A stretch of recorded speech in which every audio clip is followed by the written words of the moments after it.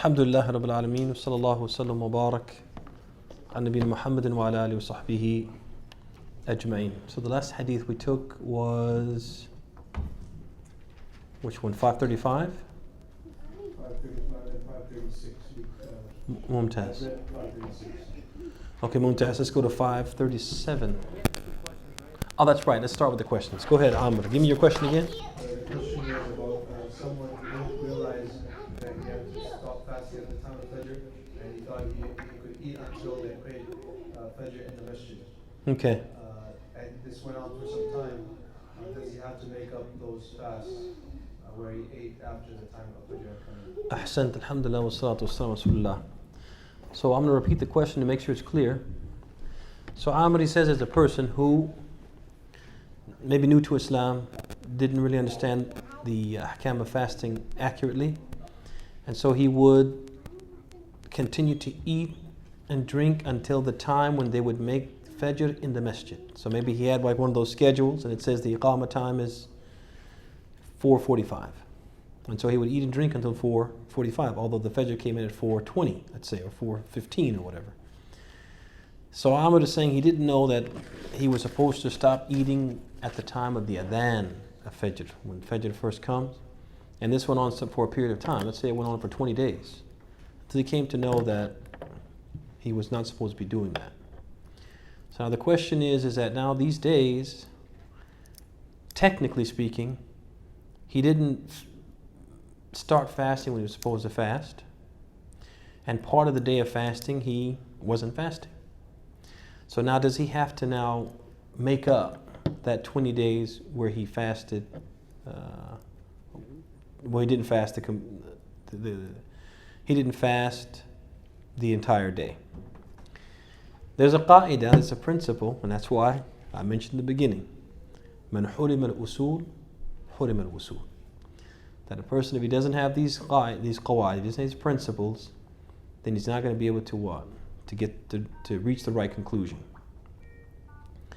So there's a qa'idah, it's a principle, it's based upon evidence from the Quran and Sunnah. And the qa'idah, it says, man jahil al-hukm. I'm sorry, yeah, al-jahil al-hukm. إذا فعل شيئا محظورا أو ترك مأمورا فلا يأثم ولا يلزم بشيء. So the qa'idah, it says that an individual who was unaware of the ruling, he was unaware of the ruling, didn't know that this thing was haram or this thing was wajib, was required. If because of that ignorance of the ruling, he does something haram, does something prohibited, or fails to do something required, he is neither sinful nor is he ordered to what? To make amends. Okay? Make it up or whatever. So now if we apply this principle we can apply this principle to anything in the deen. It's a principle based upon verses from the Quran and from ahadeeth of the Prophet.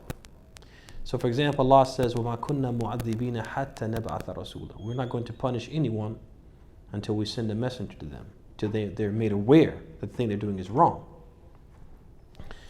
And Allah says, وَمَن يُشَاقِقِ الرَّسُولِ من بعد ما تبين له الهدى ويتبع غير سبيل المؤمنين نوله ما تولى ونسله جهنم وساءت مصيرا. He says, and those who contradict and oppose the messenger, and they follow a path other than the path of the believers, نوله ما تولى, we will entrust him to the path he has chosen, ونسله جهنم, we will burn him in the fire of hell, وساءت مصيرا. So now if you notice in this ayah, Allah says he was going to do this to the person who contradicted and opposed the messenger. But he said what? مِن بَعْدِ مَا تَبَيْنَ لَهُ الْهُدَى. After the guidance has become clear to him. Meaning, if the guidance has become clear to him, Allah is not going to do what? Expose him to that punishment. And there are other verses along this line. We also have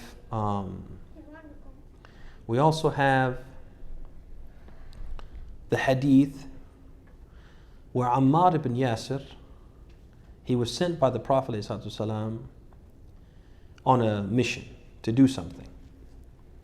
And in the course of that mission, he became junub. He became sexually defiled. He needed to make a ghusl. And he didn't have any water with him. Now he was aware of the ayat of tayammum. He was aware that there is this dry ablution that you can do when you need to make wudu or ghusl and you don't have any water. But he wasn't aware, he hadn't been taught, and it wasn't clear to him how this dry ablution is supposed to be done. You know, what steps do you take in order for you to what? So he said to himself, he said, well, when we make a complete bath, we do what? We cover our body in water. Every part of our body has to be touched by water when we make a bath. So he said, when you make dry ablution, every part of your body should have to be touched by dust or sand or soil. Wa alaikum salam. So he laid down on the ground and he said, I rolled around the way a donkey rolls around. And I went back to the Prophet, so I informed him what I had done. And the Prophet smiled and he said, إِنَّمَا كَانَ يُجْزِيكَ أَنْ يَقُولَ بِيَدَيْكَ هَكَذَا. He said it would have been enough for you to do what?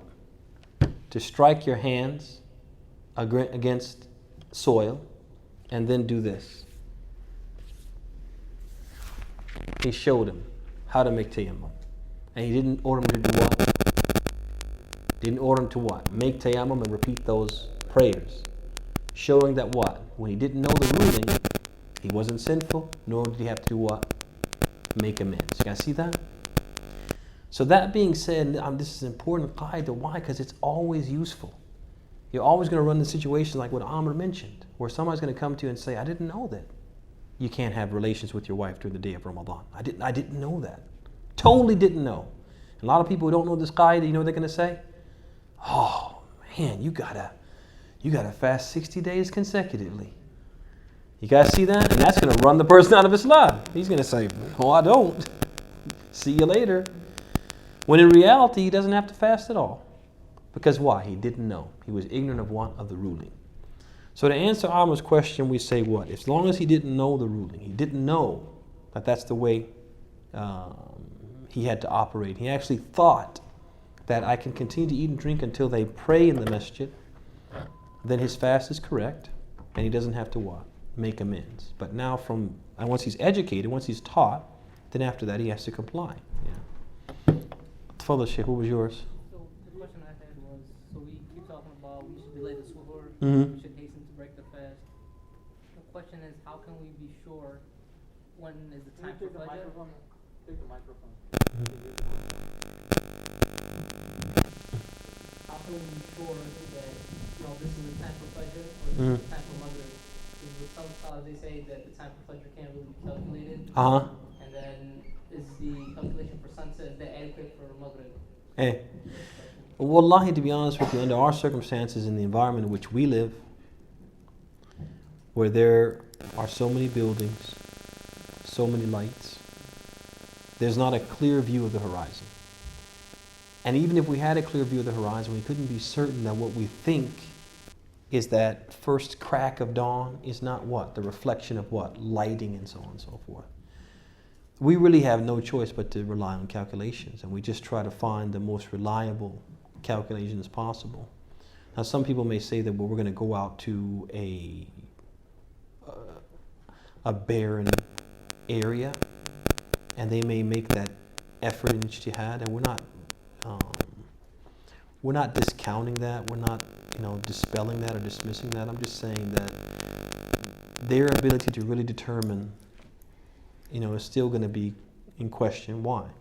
Because the area in which we live in general, and the effect of what? The reflection of light from buildings and lighting, etc.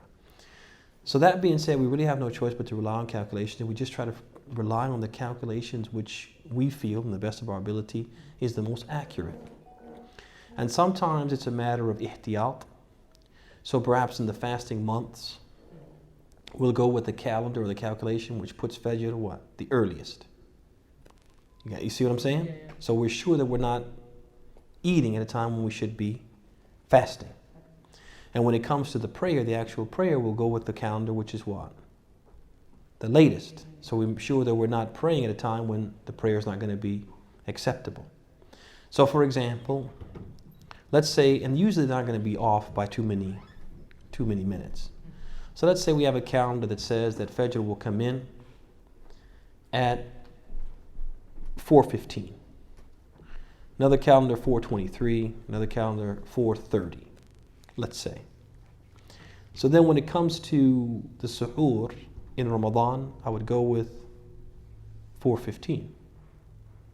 And for the Fajr, I go with 4:30. I would start at 4:30, like that. You follow me? So all you can do really is rely on calculations because it's just very difficult to confirm under the circumstances. But then you use the qa'idah, the principle of ihtiyat, erring on the side of caution, in terms of what? Which calculations you follow. So in terms of the suhoor, go with the earlier one. And in terms of the Fajr, go with the later one. If that makes sense, yeah. But as far as saying you can't calculate, you can't calculate it. I mean, these methods have been used for ages. So you can calculate it, and obviously what the scholar might have meant was that you can't calculate it with pinpoint accuracy. Well, nothing is like that. And even the deen basically tells us that we have to be what? In the closest proximity given our human ability. Allah knows we're humans. So again, if he means you can't calculate with pinpoint accuracy, there may be some truth to that. But if he says you can't calculate and get into a ballpark, that's not true. That's not true. طيب. All right. تفضل. Regarding the first matter. Uh-huh. But if a sister was ignorant for years, that she did not think that she had to make up her fast. Now when she knows, does she have to make up all of those fasts for years? She didn't know she had to make up. Yeah, make up the fast that she missed every month. You mean due to the menses, you mean?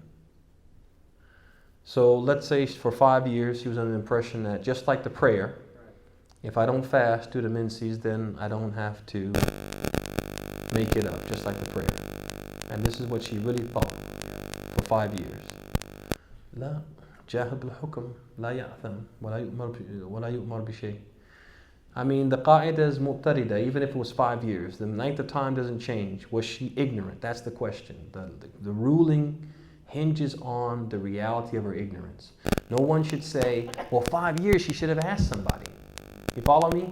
No, I mean, as long as she wasn't negligent in the sense that there was something in the back of her mind saying, I don't know about this. You follow me?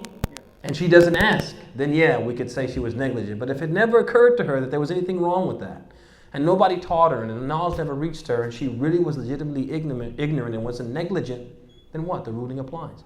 Because we have, as those who studied usul al-fiqh with us, they know that we have different levels of this ruling. Is that right? Of this principle. One level is the ignorant, the one who's ignorant of the ruling. The next level is the one who's ignorant of the condition, the state of affairs. The next one is the one who is ignorant of the uquba. You guys remember that? I know it's wrong. I know I did it, but I don't know what the punishment is. And then the next one is a nasi, the one who forgets. And the next one is the one who what? They're negligent. Okay? And each one has its own ruling. So as long as she wasn't from the category of negligent, if she really was ignorant of the ruling, then what? That rule applies to her. She doesn't have to make it up. Barakallahu feek. All right. So shall we continue? تفضل عامر. Hadith 537, narrated by Abu Hurairah radiyallahu anhu, that Rasulullah sallallahu alayhi wa sallam forbade continuous fasting. And a man said, you fast continuously, O Messenger of Allah. He replied, who is like me? During the night, my Lord gives me food and drink. When they refused to stop the continuous fasting, he fasted with them for a day, and then another, and then they saw the moon. He then said, if the new moon had not appeared, I would have made you fast more in this way. He seemed to want to punish them when they refused to stop. Subhanallah. Keep going. تفضل. 538. Narrated Abu Hurairah radiallahu anhu that Rasulullah sallallahu alayhi wa sallam said, if one does not abandon falsehood and action in accordance with it and foolishness, Allah has no need that he should abandon his food and drink. Reported by Al-Bukhari and Abu Dawud. Hadith 539. Narrated Aisha radiallahu ta'ala anha that Rasulullah sallallahu alayhi wa sallam used to kiss and fondle while he was fasting. But he was the one among you who had the most control over his sexual desire. Agreed upon. Another version of Muslim has in addition during Ramadan. Hadith 540. Narrated Ibn Abbas radiallahu anhu. The Prophet sallallahu alayhi wa sallam had himself cupped when he was wearing ihram during the Hajj or Umrah, and also when he was fasting, reported by Muslims. Hadith 541. Narrated Shaddad bin Aus radiallahu anhu. The Prophet sallallahu alayhi wa sallam came across a man in Al-Baqi' who was being cupped in Ramadan. He said, the one who cups and the one who is cupped have broken their fast. Reported by Al-Khamsa, except At-Tirmidhi, Ahmad ibn Khuzaymah, except At-Tirmidhi. Ahmad ibn Khuzaymah ibn Hibban graded it Sahih. It does. 542.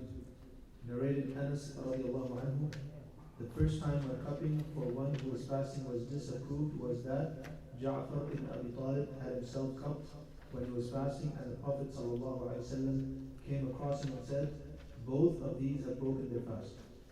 Afterwards, the Prophet sallallahu alaihi wasallam allowed cupping for the one who was fasting. Anas used to have himself cupped when he was fasting. Ad-Daraqutni reported it and declared it to be strong. طيب, let me comment on the first, the previous hadith, 542. I'm sorry, 541 and 542. Quickly before you complete. 541.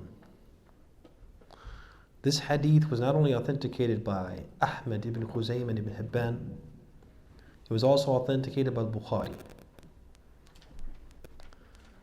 And this hadith or its meaning has been narrated on the authority of 16 of the companions. 16 of the companions have narrated something to this effect, that the Prophet said, the one who cups and the one who is cupped have broken their fast. 16 companions.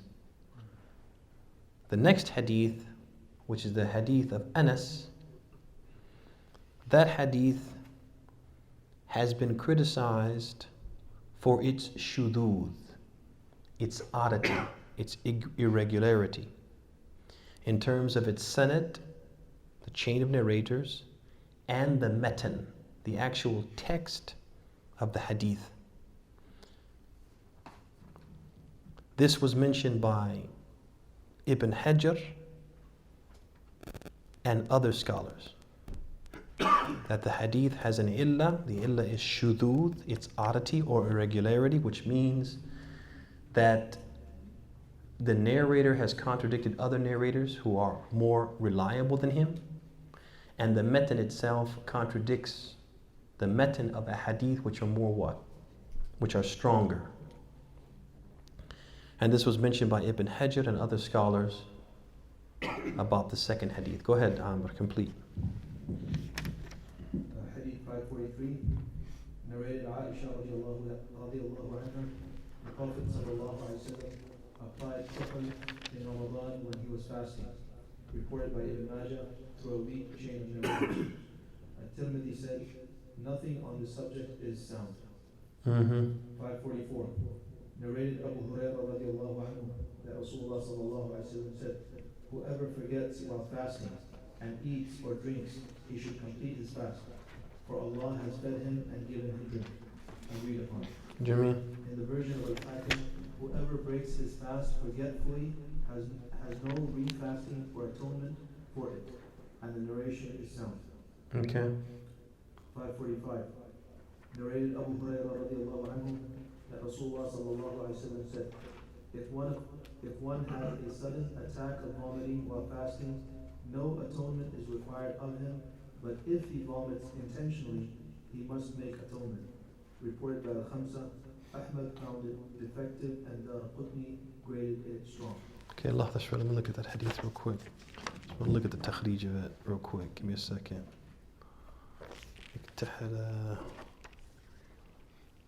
Okay, I have no comment on the grading of it. I want you to go now to 550 really quickly. Do 550 for me. Do you have 550? Yes, you do. You have it. You have it. Read 550 because it's included in that same category, and then we're going to go to the sharh, the explanation of the hadith. Hadith 550. Right. Narrated Aisha and Salama radiallahu anhuma,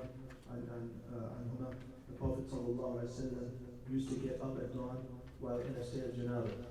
Then he would take a bath and fast. Agreed upon. And Muslim added its narration in its narration of Salama, he would not miss it. Mumtaz. Okay. Alhamdulillah wa salatu wasalam. So this a hadith that Amr just read, we can give them the title, or give that section the title, as you see in your outline: permitted, discouraged, and prohibited practices. Permitted, discouraged, and prohibited practices. That's the ahadith that Amr just mentioned, and we're going to comment on each one, inshaAllah ta'ala. So the first group of ahadith have to deal with the concept or the issue of al-hijama. No, I'm sorry. The first one is man lam yada' qawl az-zur, right? Whoever does not leave or abandon lying and falsehood in word and deed, right? So, the first point has to do with what? Al-kadhib. This hadith, it emphasizes the prohibition of lying and saying or doing that which is foolish whilst one is fasting. That these things are prohibited outside of the fast, but they're even more prohibited for the one who is fasting. They're even more prohibited for the one who is fasting. That's the first message in the hadith. ثم بعد ذلك he said, وَلَيْسَ لِلَّهِ حَاجَةٌ. Allah has no need. But whether the person lies or tells the truth, Allah has what? Has no need. He is totally what?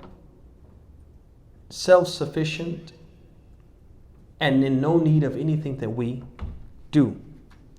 So what then is the meaning of وَلَيْسَ لِلَّهِ حَاجَةٌ? Either the meaning is siyamuhu kala siyam. His fasting is like he didn't fast, which is a kinaya an adam al-qubul, which is basically another way of saying it's not going to be accepted. Will he get checked off, so to speak, that he fasted? Yes. But will he get a reward for it? No.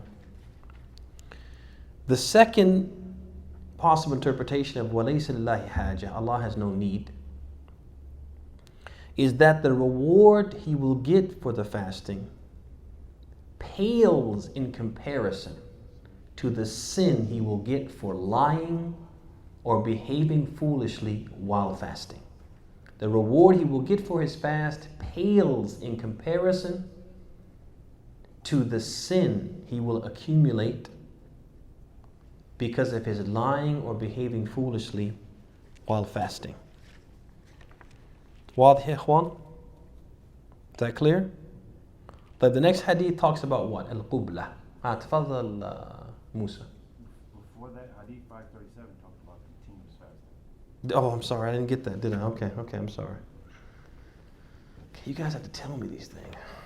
Alright, so 537 was the hadith of Wisal, fasting continuously. And this lets us know that one of the things that's prohibited, whether you're doing a voluntary fast or an obligatory fast, is fasting continuously without making iftar. Without making iftar. Now, basically, the time for iftar comes and you keep what? You continue not eating purposefully because what? You continue to what? To extend the fast. So this is something prohibited in Islam.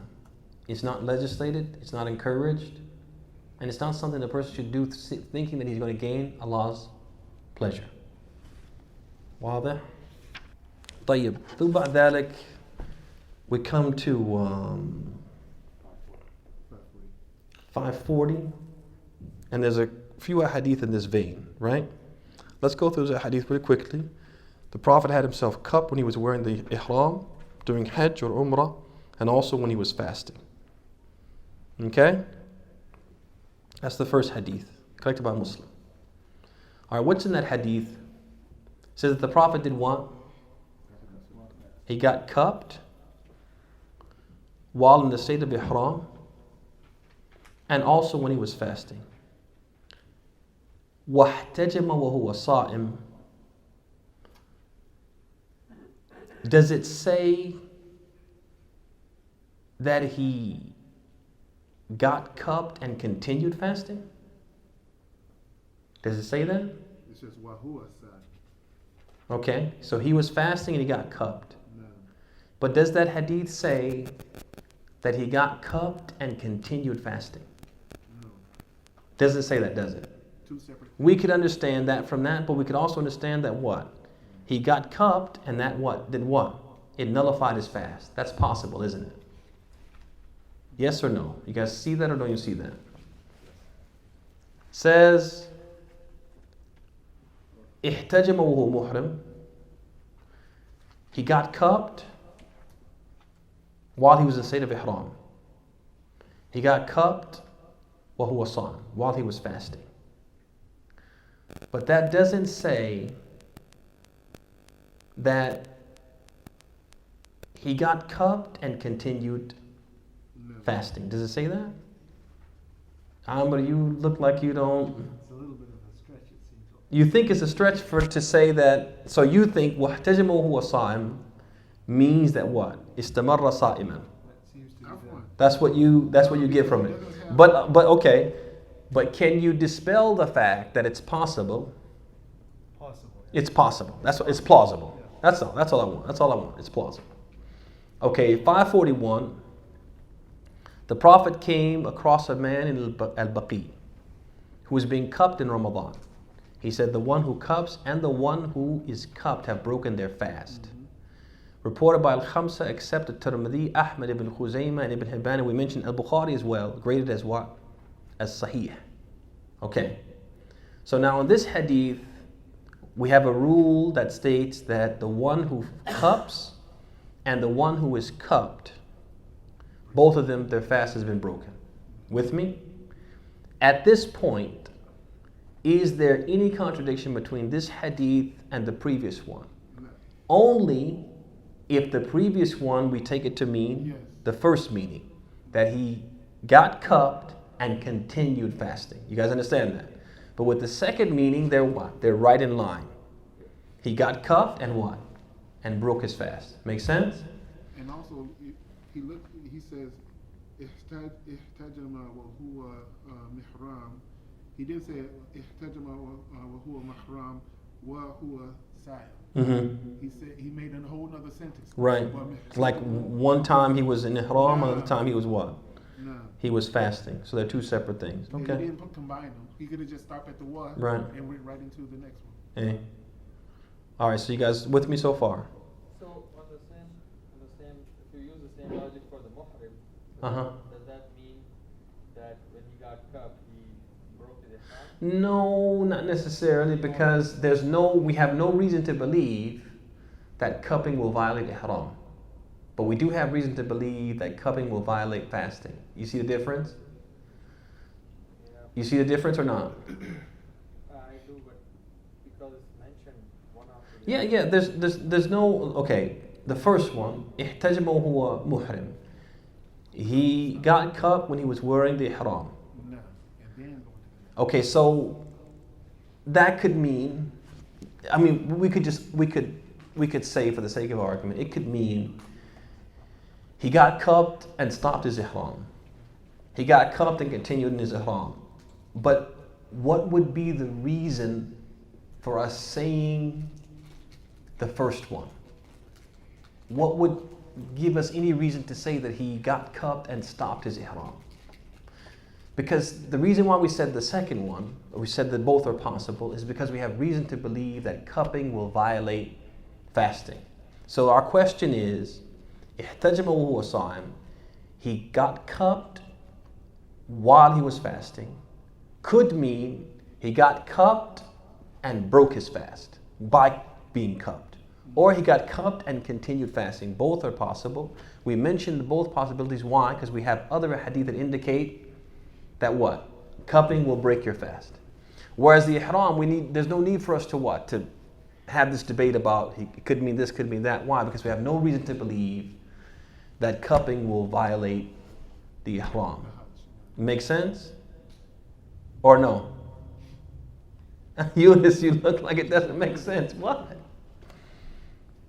The whole reason why we say this about the second one, what we didn't say about the first one, is because we have reason to believe that cupping breaks the fast. So we want to ask ourselves, we have this hadith, does it contradict the other hadith? That's the whole reason why we mentioned that. Otherwise, we wouldn't even have mentioned it. Okay, let's go 542. What did we say about 542? 542, we said it was what? Odd. It was criticized for its oddity and irregularity by Ibn Hajar and others, which means we can't accept it as what?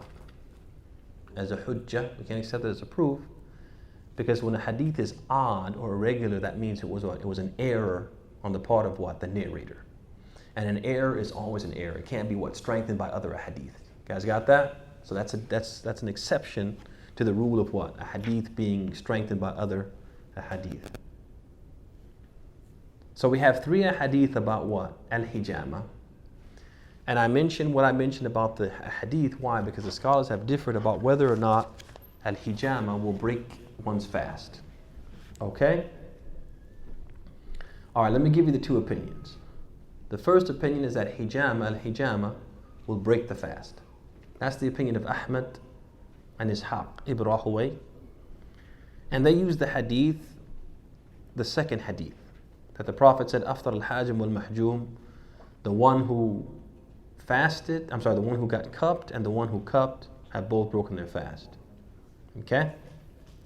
The second opinion, la yufattir, it doesn't break your fast. That's the opinion of Abu Hanifa, Malik, and Shafi'i. Okay? With me so far? What is cupping? What is cupping? Cupping is bloodletting. That basically they have a method. It's like a treatment. I mean, he asked me that too, and I forgot. Okay, so cupping is a type of treatment. It's a type of a method of treating certain illnesses.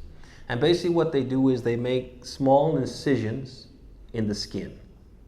And they have different methods of what? Drawing what they call a dam al-fasid. Basically blood which is harmful to the body. They draw it out of these incisions that they make. They have different methods. One method that they do is they'll take a vessel that they're going to use for this cupping purpose, and they'll take a piece of paper and they'll light it on fire. And they'll put it in the cup, right? The vessel. And then they'll take that vessel and they'll put it on the spot where they made the incisions. Why do they light the fire and put it in the cup and then put the cup? Because what does fire do? It looks for oxygen. It sucks, right? So when they put that cup with that fire inside the cup on that spot, it starts to suck out the dam al-fasid. It starts to suck out the bad blood. And you'll see the blood that comes out is dark, it's thick, it may even be like lumpy.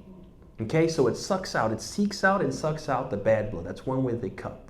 Another way that they cup is they'll have like a special tube that they use, and they'll put it on the spot and they'll begin to do what? They'll suck until what? The blood starts to be drawn out. And once it starts to draw out, then what?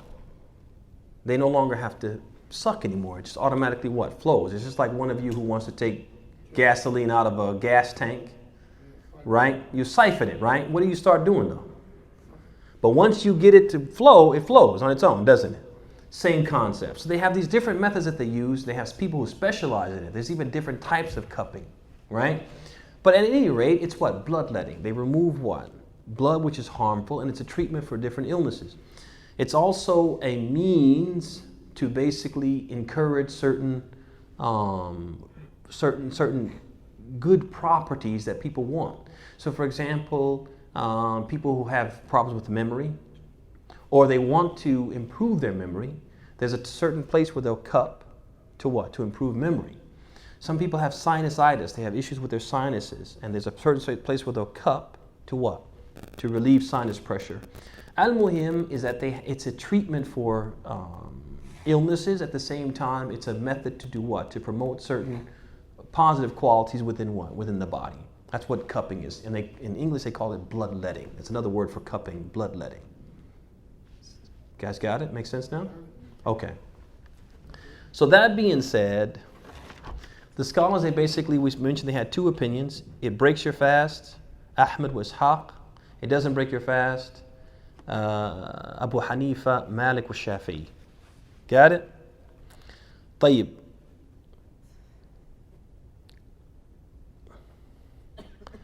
Allah knows best. The strongest opinion is that what? It will break your fast, which is the opinion of Ahmad and Ishaq. It will break your fast. So what do you do about the hadith that says ihtajama wa huwa sa'im? That the Prophet cupped or was cupped while he was fasting. What do you do about that? Well, the scholars of Islam, they said that this hadith is what? Muhtamal. This hadith is what? It has two possible interpretations. It can be understood in two ways. ihtajama wa huwa sa'im fafasada sawmuh. He was fasting, he got cupped, and did what?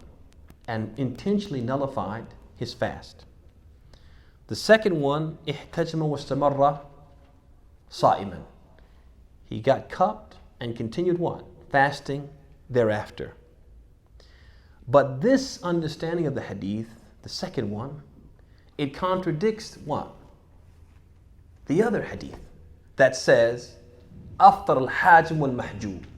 The one who was being cupped and the one who was cupped have both what? Have both broken their fast.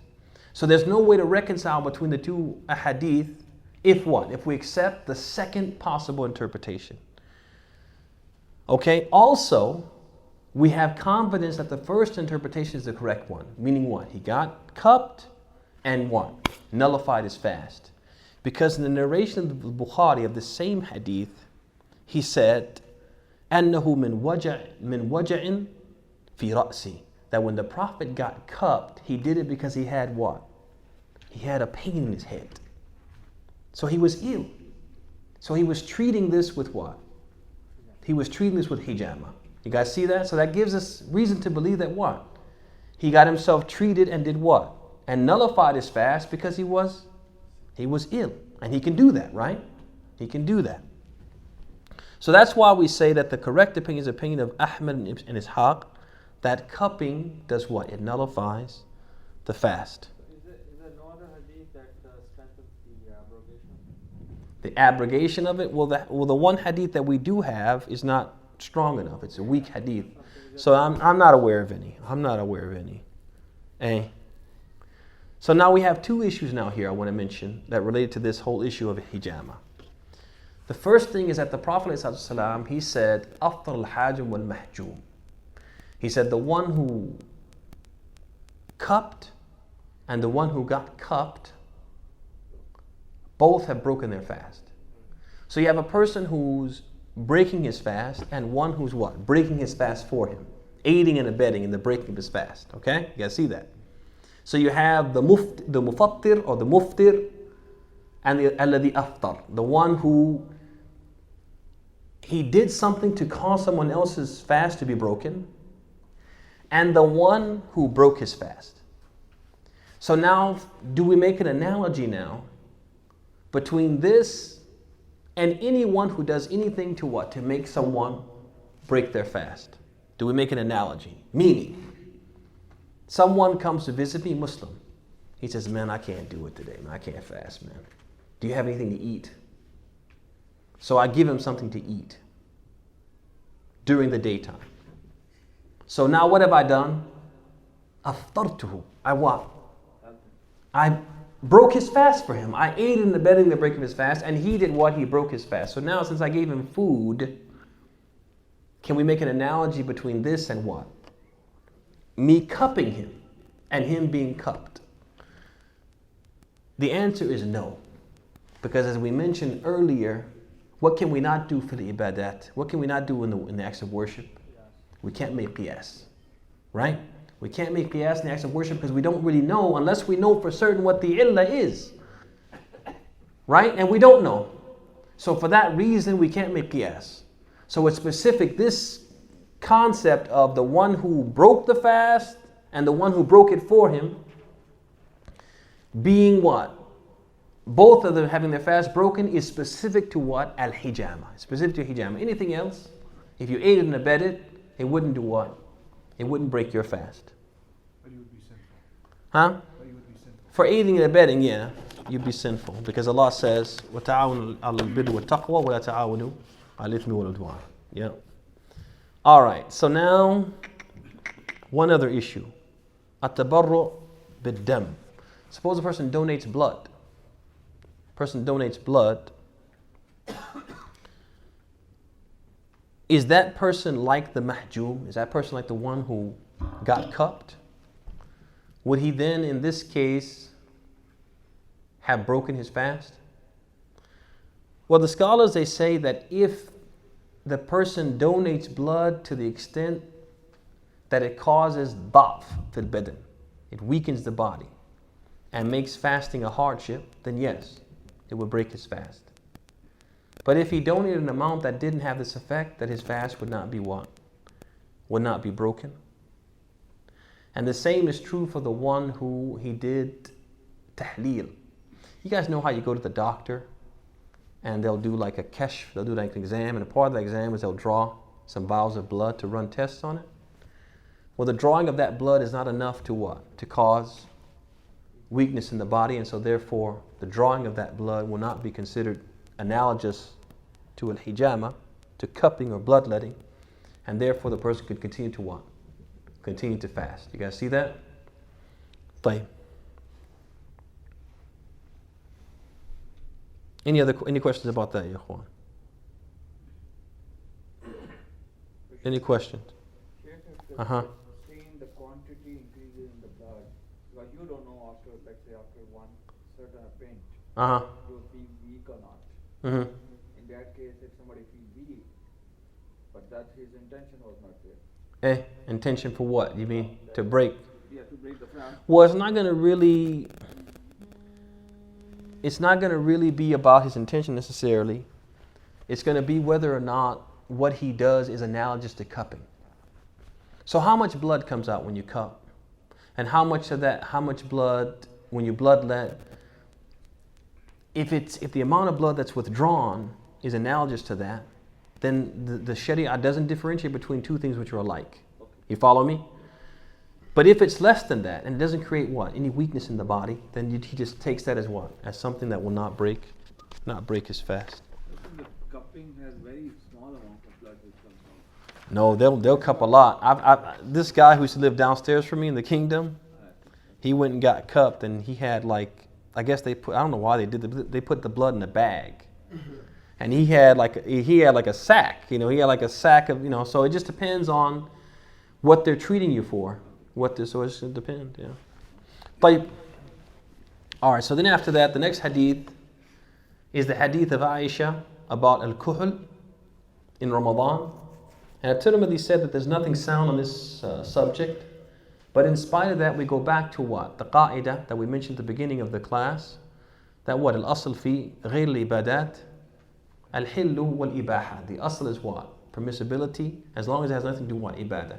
So can a person use kuhl while he's fasting? He can until what? Until proof is given to the contrary. Okay, so we go back to the asl.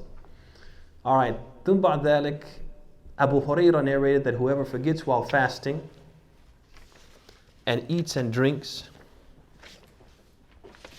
then, before we do that, let's go back to this kuhl. All right. So the asl is that kuhul is not a mufattir. Is that right? That's the asl. Because the asl في الأشياء غير العبادات الحل والإباحة. The original rule when it comes to anything which has nothing to do with ibadah is what? It's permissible and allowed. You guys with me?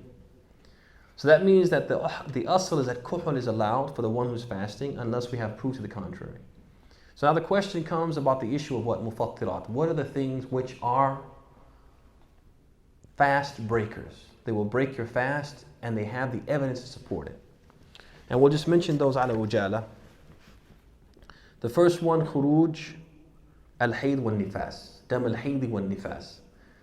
That when a woman starts to experience that monthly visitor, or when she has postpartum bleeding, when she first basically starts to give birth and bleeding as a result of that birth, then that will do what? That will make her fast nullified. That's the first one. And we mentioned the proof for that previously. The second one, al-maut. Death. Person dies, he's no longer fasting. Okay? That's obvious. Ar-ridda. Apostasy. Why? Because one of the conditions for the acceptability of fasting is what? Al-Islam. And the validity of the fasting is what? Islam. Type number 4, al-azm al-fitr. A person basically resolves himself, makes up his mind, he's going to do what? I'm going to break my fast. There's a water fountain, and he heads toward it. With the conviction that what? As soon as I reach it, I'm going to drink. That person is no longer fasting even before he does what? Even before he drinks. Why? Because what is fasting? It's an imsak biniyat as-sawm, right? It's an imsak biniyat as-sawm. It's when you refrain with the intention of what? Of fasting. As soon as you break that intention with the resolve to not fast, immediately, as soon as you break that intention, you're no longer fasting. Okay? What if you don't do it? When you get to it? That's the thing. Even if he doesn't do it he made the what? The resolve to do it. As soon as he breaks the niyyah, he's no longer fasting. You guys see that? So at this point, he's standing here. The water fountain is where you are. And he says, man, I'm thirsty, man. I'm done with this. I'm going to have a drink. He walks over there with the intention, I'm going to drink, I'm going to drink. At that point, he's not fasting. Even if he gets to the water fountain, he doesn't drink. So he has to maintain what? Maintain the niyyah of fasting. Even if he doesn't drink, breaking the niyyah breaks the fast. You guys see that? Let me ask you a question. You're out and about, coming home from work, and the sun sets, and it's time to break fast, and you don't have anything to eat, nothing to drink. Wa alaykum salam. Nothing to eat, nothing to drink. But you have to break your fast, don't you? How do you break your fast? Biniyah. Biniyah, I'm not fasting anymore. You guys see that? You're not fasting just because there's nothing in the car to eat. You break your fast with what? With a niyyah. Same thing. When he makes up his mind and says, I'm going to go and I'm going to have a drink. He says it to himself. He resolves himself. I'm not fasting anymore. I'm going to go have a drink. If he gets over the water fountain and says, man, I can't do this. He afsada sawma. He basically broke his fast by what? By the intention and the resolve to drink. There's no forgiveness for him because I mean, he can be forgiven for anything. But he still has to what? He still has to make up that day, because what is fasting? Fasting is an imsak biniyah. It's basically you refrain with the intention of fasting. So you have to have the intention and not just the action. Because that would be no different than the one, like we said earlier, who woke up early, had something to eat, and went the whole day working and was so busy didn't have time to eat anything. He came at the end of the day and said, I was fasting. He said, you're not fasting until what? Till you have the niyyah. You have to have that niyyah. You make sense? All right. طيب تفضل. Last piece to attach to this, when we say niyyah, about the niyyah for Ramadan, I think we read about it that we can do the niyyah in the beginning of Ramadan. Yes, some people say that you just make one niyyah, but that's not the correct thing, because we have the hadith of Hafsa, or the athar of Hafsa and Ibn Umar. They said, Man lam yabit an-niyyah. Yubayit, sah. Man lam yubayit an-niyyah. Fala siyama lah. Whoever doesn't have the niyyah at night, meaning what? The night before the next day. And that's what? Every night. Every night. So once the Sahaba, once they say something like that, and they have no mukhalif, they have no one who differs with them. I mean, that's the end of it. They close the discussion. It goes back to what we said earlier in the beginning. We said that we have to give credence to what? Their understanding and their fatawa, their verdicts, and their fahm. I mean, their ijma', their collective unanimous agreement. Yeah. Type, anything else along those lines? Was that clear? Type, so one more thing on this. Okay, so let's continue with those. Okay, so we mentioned that a person resolves to what? To break his fast. The next one, a taraddud. A person's what? He's going back and forth. I'm going to break it. No, I'm not going to break it. I'm going to break it. I'm not going to break it. Because at that point, because of what? Going back and forth, he doesn't have what?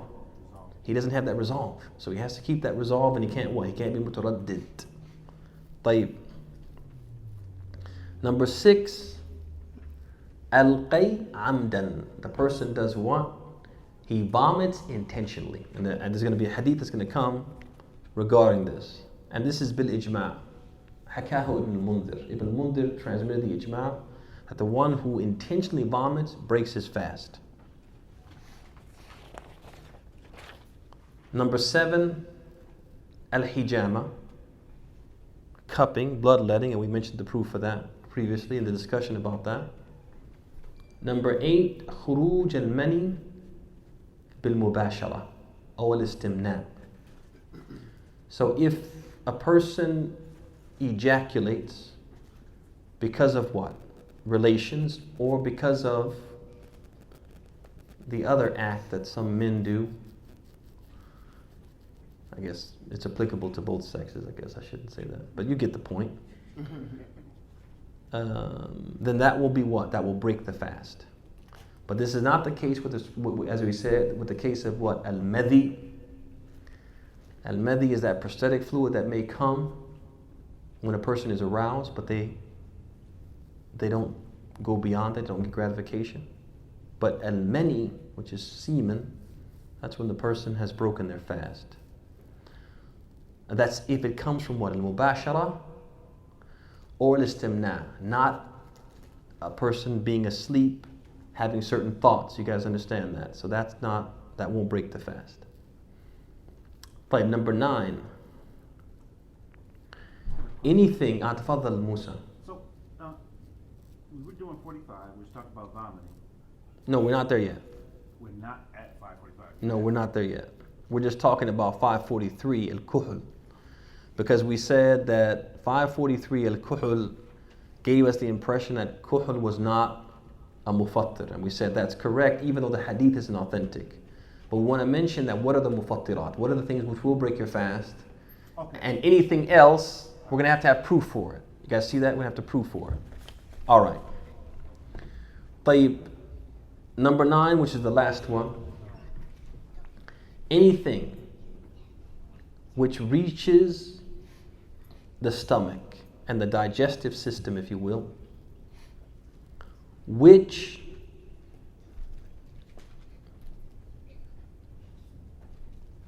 has the propensity, has the ability to what? To give you a taqwiyah, can strengthen you, or a taghdiya.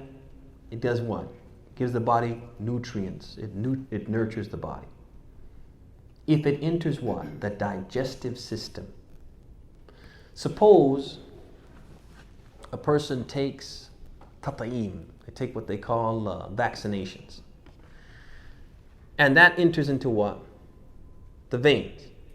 Doesn't enter into what? Digestive system. That doesn't break your fast. Suppose a person takes a TB shot.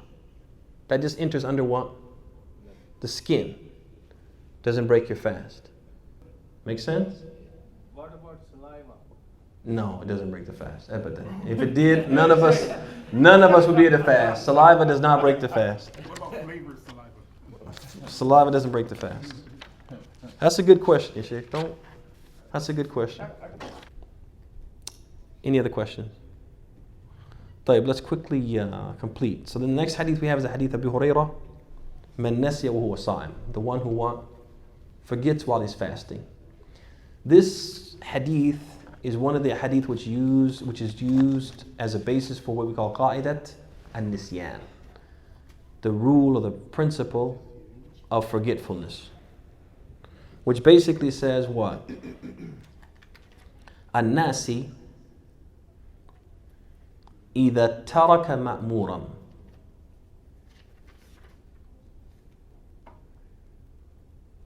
فلا يأثم ويؤمر بالإعادة وإذا فعل محذورا فلا يأثم ولا يؤمر بالإعادة. So in this qa'idah, the scholars of Islam, they said that the nasi, the one who forgets, if he abandons something which is required because of his forgetfulness, then he isn't sinful, but he has to do what? He has to make that thing up. On the other hand, if due to his forgetfulness he did something haram, did something prohibited, he's not sinful, nor is he yulzam bi shay, nor is he what? Ordered to what? To make amends or do anything. So the first part of the qa'idah, what's the proof? The proof for the first part of the qa'idah is the hadith of Bukhari and Muslim on the authority of Anas, in which the Prophet ﷺ, he said, من نام عن صلاة أو نسيها فليصليها إذا ذكرها لا كفارة لها غير ذلك.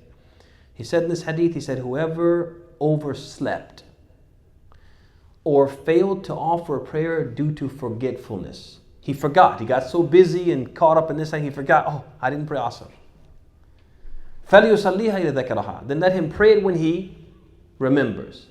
There is no kafara. He doesn't have to make any expiation other than what? Making up the prayer. Notice, he forgot to pray, and prayer is an obligation. So the Prophet told him to what? You have to make that up. On the other side, though, suppose he forgot and did something haram. In that case, he's not sinful, and he doesn't have to what? Make amends. And the proof is what? The hadith of Abi Hurairah. He said, من نسي هو صائم فأكل أو شرب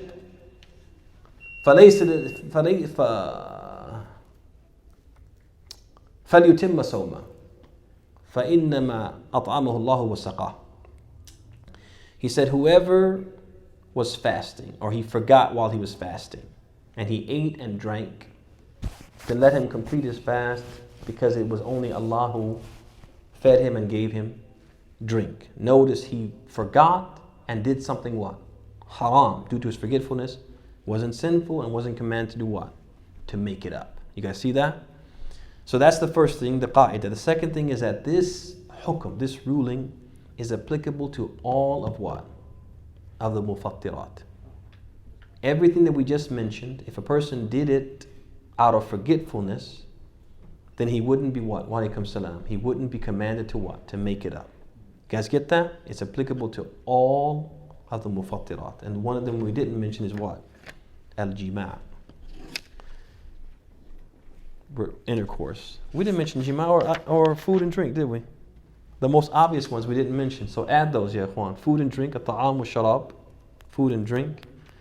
And then the last one would be al-jima', intercourse. Okay?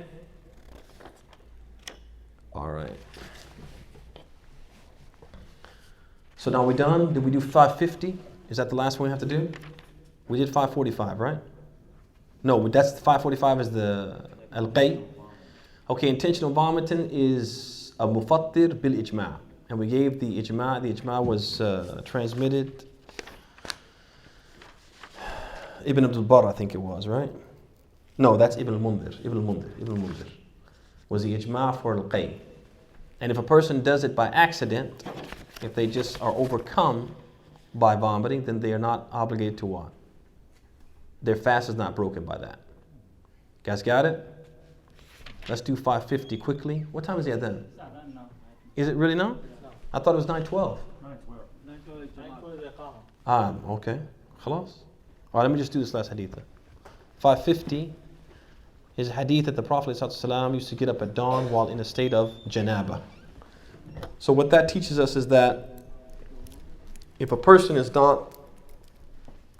not yet bathed from al-janaba, that will not violate or prevent him from being able to fast. That it's not something which will have any negative impact on the fast. So it is something which is what? Permitted.